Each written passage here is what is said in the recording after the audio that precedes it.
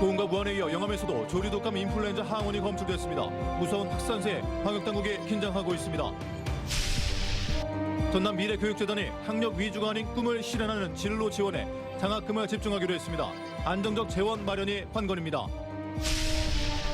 전라남도가 무안군을 스마트 공항 도시로 육성하기 위한 3조 원대 규모의 미래 지역 발전 비전을 발표했습니다.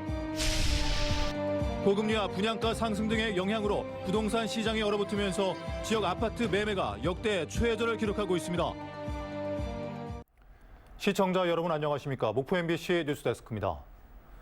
지난주 고흥과 무안에서 고병원 속 AI 항원이 발견된 것에 이어 영암에서도 조류 독감 인플루엔자 항원이 검출됐습니다. 올겨울 전남에서만 벌써 세 번째인데 무서운 확산세에 방역당국도 긴장하고 있습니다. 안준호 기자입니다. H5형 조류 인플루엔자 항원이 검출된 영암의 한 오리 농장. 출입구가 차단된 농장 안에서 방역 요원들이 분주히 움직입니다. 음성 판정을 받은 지 닷새 만에 AI 항원이 검출되면서 키우던 유경오리 16,000여 마리가 살처분됐습니다.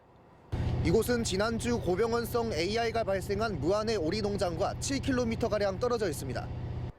인근 지역이 방역 지역으로 설정되면서 정기 검사가 이뤄졌는데 그 과정에서 항원이 검출된 겁니다. 앞서 고병원성 AI가 발생한 고흥, 무안의 오리 농장과 같은 계열사가 운영하는 점도 확인됐습니다.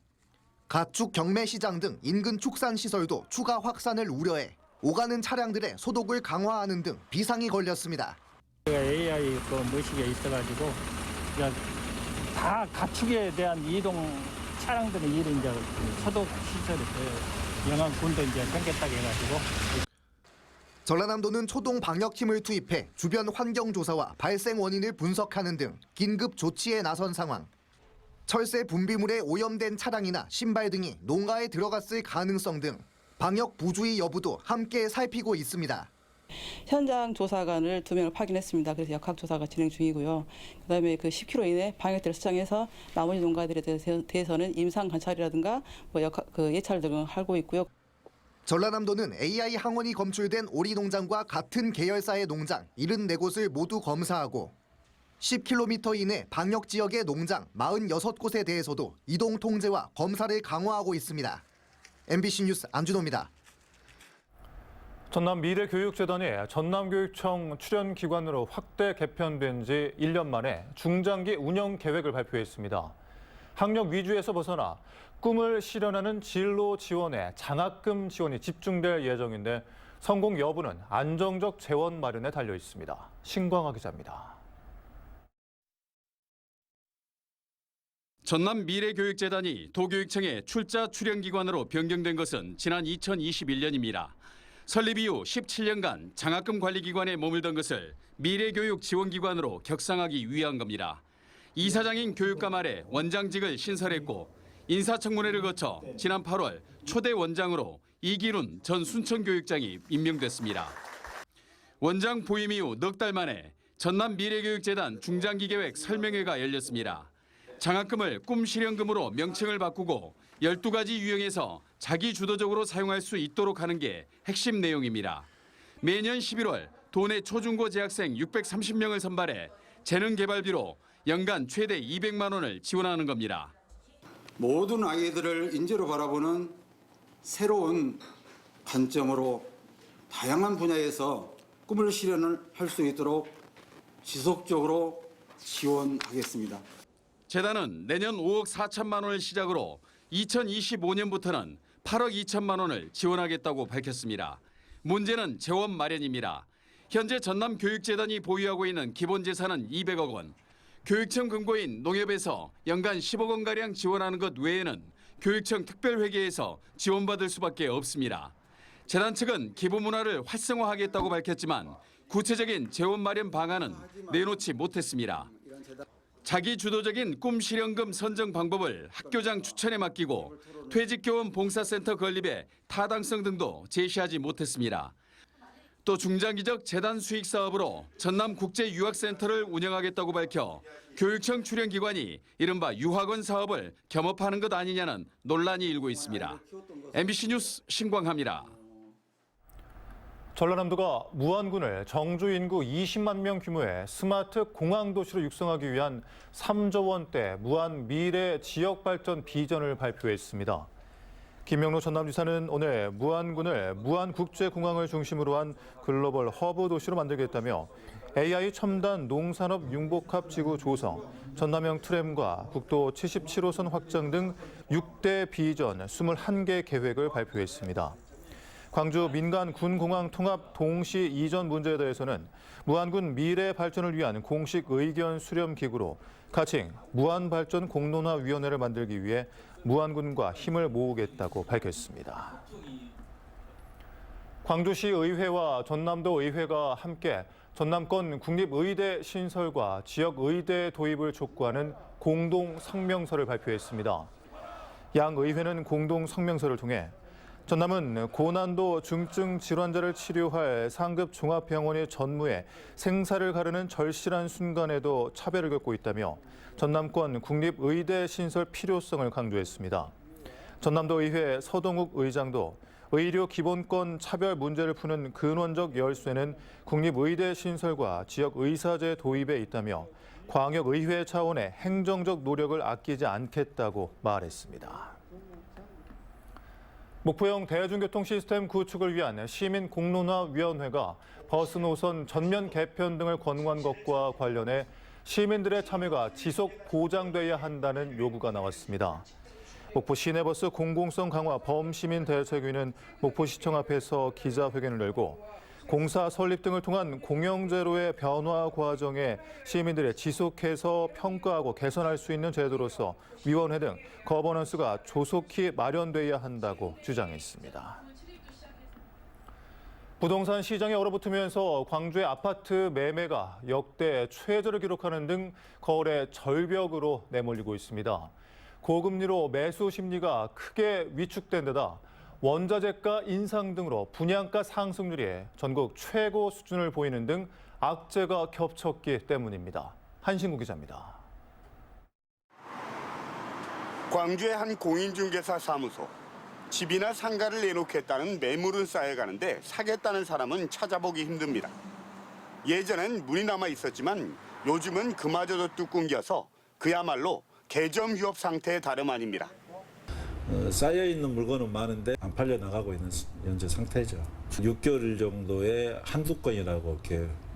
겨울철 비수기인데다 고금리와 고물가 등 심각한 경제 상황 때문인데 요즘 부동산 시장은 그야말로 겨울 한파보다도 더 차갑습니다. 올해 광주 지역 아파트의 매매 회전율은 2.96%로 아파트 실거래가 신고제가 도입된 2006년 이후 가장 낮은 수준까지 떨어졌습니다. 전국 평균 회전율 3.04%보다 낮고 제주 다음으로 전국에서 가장 낮은 수준을 보였습니다.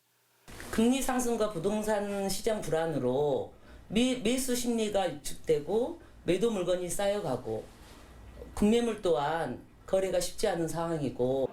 그런데도 광주의 아파트 분양가는 전국 최고 수준의 상승폭을 기록하는 등 가파르게 오르고 있습니다. 광주 아파트의 올해 평당 분양가는 2,131만 원, 지난해 1,640만 원보다 29.9% 뛰었습니다.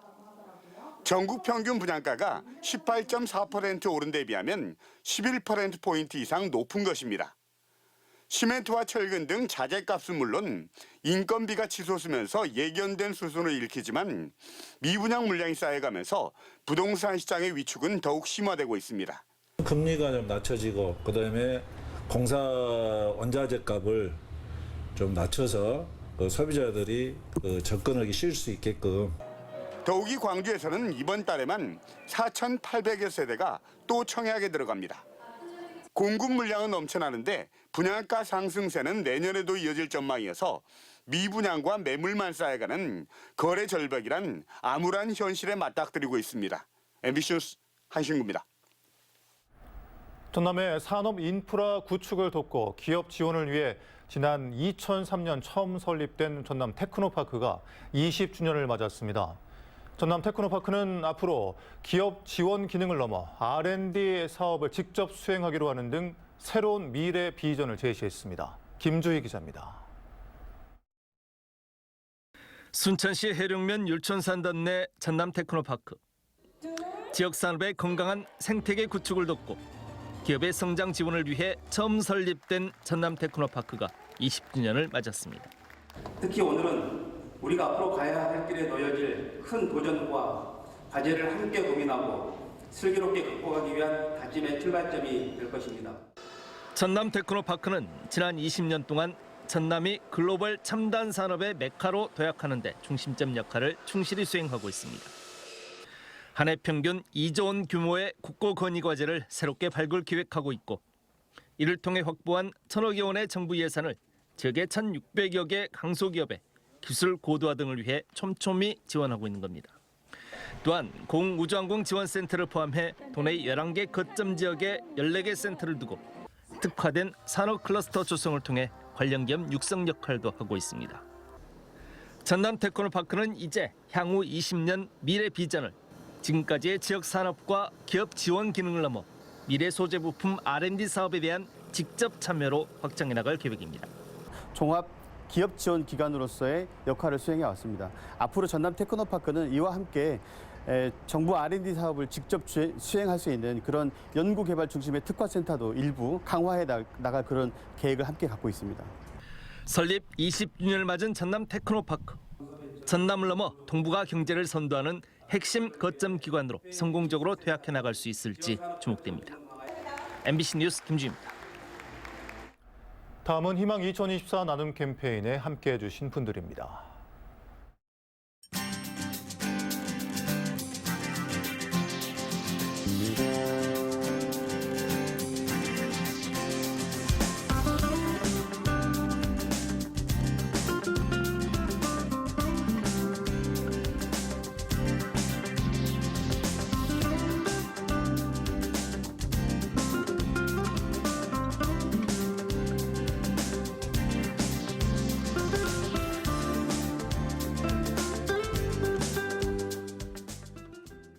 성금 보내주신 분들 고맙습니다.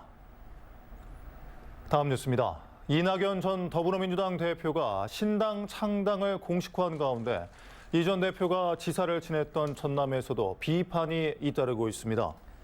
김영로 전남지사는 기자들과의 간담회에서 이낙연 전 대표가 구상하는 신당에 대한 질문에 당내에서 싸워 뜻을 관철하는 것이 가장 좋은 방법이라며 간접적으로 반대하는 견해를 밝혔습니다.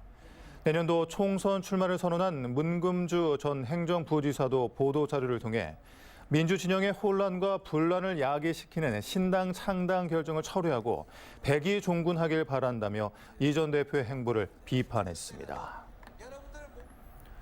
더불어민주당이 22대 국회의원 선거를 앞두고 실시한 공직 후보자 2차 적격 심사에 전남 지역 11명의 추가로 적격 판정을 받았습니다.